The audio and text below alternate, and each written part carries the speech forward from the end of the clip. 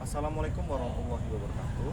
Kami dari kelompok 6 dari kelas kewarganegaraan 6B1 dengan dosen pengampu Bapak Matang. Di kelompok 6 ini kami akan menjelaskan beberapa materi yang akan kami sampaikan. Nah, siapa-siapa saja anggota kami dan apa saja materi yang kami sampaikan, simak video berikut.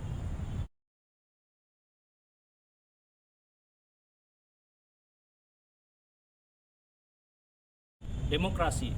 Demokrasi berasal dari bahasa Yunani kuno yang berarti demokratia. Itu berasal dari dua kata, demos dan kratos. Demos artinya rakyat dan kratos artinya kekuasaan ataupun kekuatan. Yang mengartikan demokrasi adalah kekuasaan rakyat atau kekuasaan yang berasal dari rakyat. Demokrasi sendiri sudah menjadi suatu tradisi di mana menjadi konstitusi suatu negara dalam membentuk suatu negara tersebut. Demokrasi itu berbeda pada tiap negara, baik itu di negara-negara maju maupun negara yang berkembang. Sedangkan di Indonesia, demokrasi yang digunakan yaitu adalah demokrasi Pancasila, yaitu demokrasi yang bersumber dari Pancasila, dari sila 1 sampai sila kelima, yang menjadi suatu landasan demokrasi Indonesia tersendiri.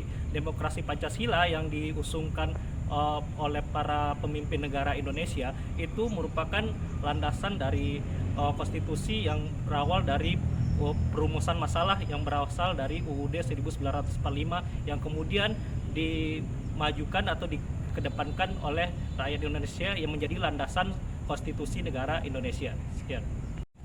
Hingga sekarang ini kita masih menyaksikan sejumlah persoalan tentang kelemahan praktik demokrasi kita. Ada beberapa permasalahan tersebut yang sempat muncul di berbagai media di jaringan sosial. Yang pertama, ada buruknya kinerja lembaga perwakilan dan partai politik. Kedua, krisis partisipasi politik rakyat. Ketiga, munculnya penguasa di dalam demokrasi. Keempat, demokrasi saat ini membuang kedaulatan rakyat. Terjadinya krisis partisipasi politik rakyat disebabkan karena tidak ada peluang untuk berpartisipasi atau karena terbatasnya kemampuan untuk berpartisipasi dalam demokrasi rakyat. Nah, secara lebih spesifik, penyebab rendahnya partisipasi politik rakyat tersebut adalah yang pertama, ada pendidikan yang rendah yang sehingga menyebabkan rakyat kurang aktif dalam melaksanakan partisipasi politik.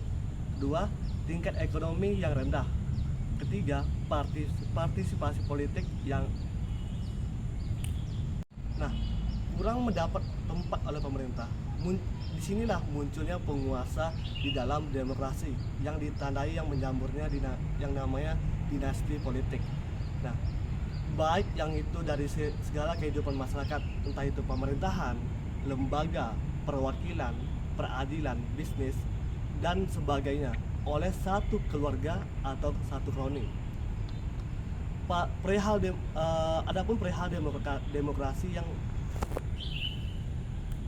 Adapun perihal demokrasi membuang kedaulatan rakyat terjadi akibat adanya kenyataan yang memprihatinkan bahwa setelah tumbangnya struktur kekuasaan autokrasi, ternyata bukan demokrasi kita yang peroleh, melainkan oligarki, di mana kekuasaan terpusat pada sekelompok elit kecil.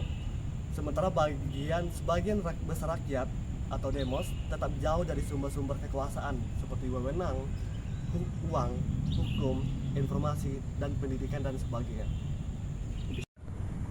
Muhammad Hatta itu pernah menyatakan bahwa demokrasi kolektivitas Indonesia itu berakar dari dalam pergaulan hidup rakyat Indonesia dan sulit untuk dilenyapkan. Ada 3 unsur utama yang menghidupkan cita-cita demokrasi di Indonesia. Yang pertama itu adalah demokrasi desa sebagai sumber nilai. Nah, demokrasi dalam bentuk pemerintahan dari, oleh, dan untuk rakyat ini merupakan fenomena baru pasca kemerdekaan Indonesia.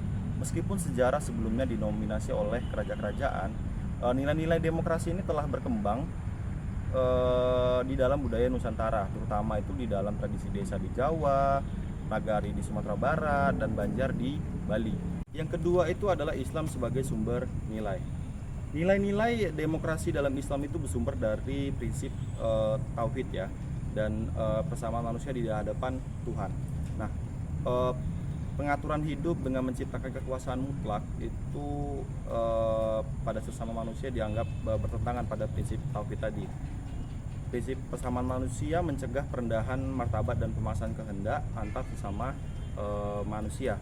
Nabi Muhammad SAW itu di Madinah menciptakan entitas politik berdasarkan konsepsi negara-negara bangsa, menjadi contoh awal nasionalisme modern yang lebih baik dari yang dibayangkan.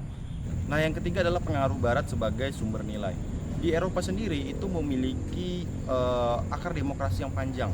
Itu terutama di Athena, di daerah Yunani, dan di Roma, Italia, yang berkembang kembali pada masa Renaissance. Nah, di masa Renaissance ini memperoleh stimulus baru dari peradaban Islam, dan reformasi Protestan pada abad ke-16 itu membuka jalan bagi kemunculan negara bangsa dan tatanan politik yang lebih demokrasi. Di Indonesia sendiri, itu hadirnya kolonialisme Belanda itu membawa dua sisi dari peradaban Barat, represi imperialisme kapitalisme dan humanisme demokratis. Nah, gagasan demokratis dari humanisme Barat ini menjadi stimulus dan perlawanan terhadap penindasan politik ekonomi kolonial. Sekarang kita masuk ke dinamika dan tantangan demokrasi yang bersumber dari Pancasila. Untuk kita memahami dinamika dan tantangan demokrasi itu, kita itu bakalan membandingkan dulu aturan dasar dalam naskah asli Undang-Undang Dasar 1945 dan bagaimana perubahannya terkait dengan MPR, DPR, dan DPD. Nah, yang pertama itu evolusi dari MPR sendiri. Jadi sejak berlakunya Undang-Undang Dasar 1945 itu hingga 4 kali amandemen terjadi perubahan signifikan pada MPR. Nah, awalnya sebagai lembaga tertinggi, itu perubahan itu terutama terjadi pada susunan keanggotaan dan wewenangnya MPR. Perubahan terpenting itu terkait dengan perubahan wewenang MPR, ya, seperti melantik dan memberhentikan presiden. Ini sudah terjadi, contohnya pada presiden kita Gus Dur, dan mencerminkan pergeseran dari sistem hierarkis ke sistem check and balance. Nah, yang kedua adalah DPR, ya. Jadi di DPR itu pembagian kekuasaannya lebih ketat. Jadi perubahan pada susunan keanggotaan DPR ini menekankan pada pemilihan umum sebagai mekanisme utama. Jadi pemilihan umum untuk semua anggota DPR itu memperkuat representasi rakyat dalam proses legislasi.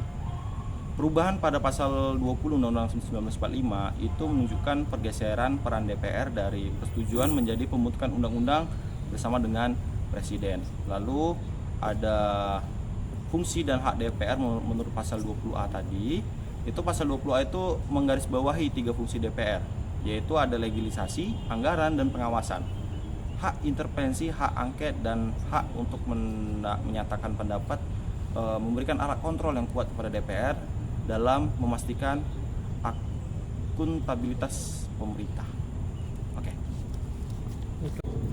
Nah, selanjutnya adalah peran dari DPD, Dewan Perwakilan Daerah. DPD ini hadir sebagai lambang penampung aspirasi daerah dengan anggota dipilih oleh setiap provinsi melalui pemilihan umum. DPD ini memiliki peran dalam mengajukan rancangan undang-undang yang berkaitan dengan otonomi daerah, hubungan pusat daerah, dan sektor-sektor penting lainnya. Nah, melalui fungsi pengawasan, itu DPD dapat memberikan umpan balik penting kepada DPR dan pemerintah mengenai pelaksanaan undang-undang di tingkat daerah. Lalu ada tantangan dan peluang menuju demokrasi yang matang. Dinamika ini memberikan peluang besar untuk membangun demokrasi yang matang dengan keterlibatan yang lebih luas dan seluruh komponen masyarakat yang ada. Tantangan muncul dalam menjaga keseimbangan antar lembaga dan memastikan pemberdayaan daerah tanpa merugikan kesatuan nasional. Nah, selanjutnya itu ada peran intelektual muda dan konsolidasi demokrasi. Intelektual muda ini memiliki peran penting dalam mengawal proses konsolidasi demokrasi dengan menjaga integritas, mendukung partisipasi masyarakat dan memberikan masukan kondusif. Intelektual muda dapat menjaga agen perubahan menjadi yang lebih positif. Dengan merinci dinamika dan perubahan dan tantangan yang kita hadapi, kita ini dapat menjadi lebih baik memahami perkembangan dan sistem demokrasi di Indonesia dan bagaimana itu tercermin dalam struktur lembaga-lembaga negara. Terima kasih.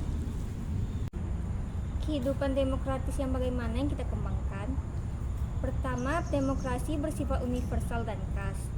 Lalu demokrasi di Indonesia berakar pada budaya Pancasila dan kehidupan demokrasi mengacu pada landasan Pancasila dan Undang-Undang Dasar 1945. Lalu 10 pilar demokrasi Pancasila yang menjadi panduan, mencakup prinsip ketuhanan, kecerdasan, kedaulatan rakyat, pembagian kekuasaan, hak asasi manusia, pengadilan merdeka, otonomi daerah, dan kemakmuran.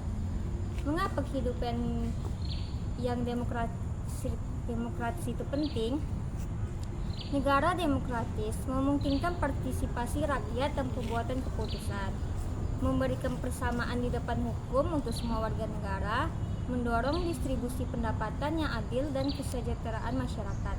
Lalu demokrasi menjaga hak asasi manusia, memberikan kebebasan, kewajiban, dan pemerataan. Baru saja hampir sebulan yang lalu kita menggelar pemilu. Kita bisa lihat bahwa peran demokrasi dalam pemilihan pemimpin politik dan pejabat negara sangatlah penting. Karena demokrasi memberikan warga negara suara dalam pemerintahan mereka dan memastikan akuntabilitas serta transparansi dalam proses politik. Baiklah, ini adalah beberapa peran utama demokrasi dalam pemilihan pemimpin politik dan pejabat negara. Yang pertama, memberikan suara kepada rakyat. Demokrasi memungkinkan setiap warga negara untuk memiliki hak yang sama dalam pemilihan umum, di mana mereka dapat memilih pemimpin politik dan pejabat negara mereka sesuai dengan kepentingan mereka dengan baik. Yang kedua, mendorong partisipasi yang aktif. Demokrasi mendorong partisipasi yang aktif dari warga negara dalam berproses politik. Ini termasuk ke dalam berpartisipasi dalam kampanye, dalam pemilu, dalam debat kebijakan, dan semuanya merupakan bagian dari demokrasi. Yang ketiga, menjamin kepentingan rakyat. Pemilihan pemimpin politik dan pejabat negara melalui proses demokratis memastikan bahwa keputusan yang diambil oleh pemerintah didasarkan pada kepentingan rakyat, karena pemimpin dipilih oleh suara mayoritas dari rakyat. Yang keempat, membangun legitimitas pemerintah. Demokrasi memberikan legitimitas pada pemerintah yang pemimpinnya terpilih karena mereka berasal dari suara rakyat. Ini sangat penting untuk menjaga stabilitas politik sosial dalam suatu negara. Yang kelima, mencegah penyalahgunaan kekuasaan.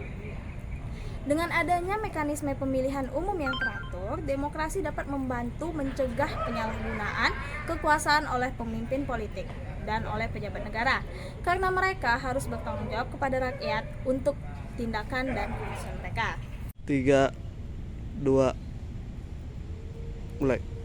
Tak hanya keuntungan, ada 3 pula kerugian demokrasi dalam pemilihan pemimpin politik dan pejabat negara. Yang pertama, adanya manipulasi dan korupsi. Proses pemilu rentan terhadap manipulasi, penipuan, korupsi yang dapat merusak integritas demokrasi. Yang kedua, polarisasi dan konflik. Pemilihan politik yang sengit dapat meningkatkan polarisasi masyarakat dan memicu konflik sosial jika tidak ditangani dengan bijaksana. Yang ketiga, adanya tirani minoritas. Demokrasi yang tidak memperhatikan hak minoritas dapat menyebabkan tirani mayoritas, di mana kebutuhan dan kepentingan minoritas disebabkan oleh pemerintah yang dipilih secara demokratis. Oleh sebab itu, secara keseluruhan, peran demokrasi dalam pemilihan pemimpin politik dan pejabat negara adalah untuk memberdayakan warga negara dalam proses politik, memastikan akuntabilitas dan transparansi dalam pemerintahan, dan membangun masyarakat yang inklusif dan berkelanjutan. 3, 2. Nah, itu adalah penjelasan materi kami, dan kami harap semoga teman-teman bisa paham, dan juga Pak Matang, kami sama-sama berharap bisa kasih nilai A. Terima kasih. Wassalamualaikum warahmatullahi wabarakatuh.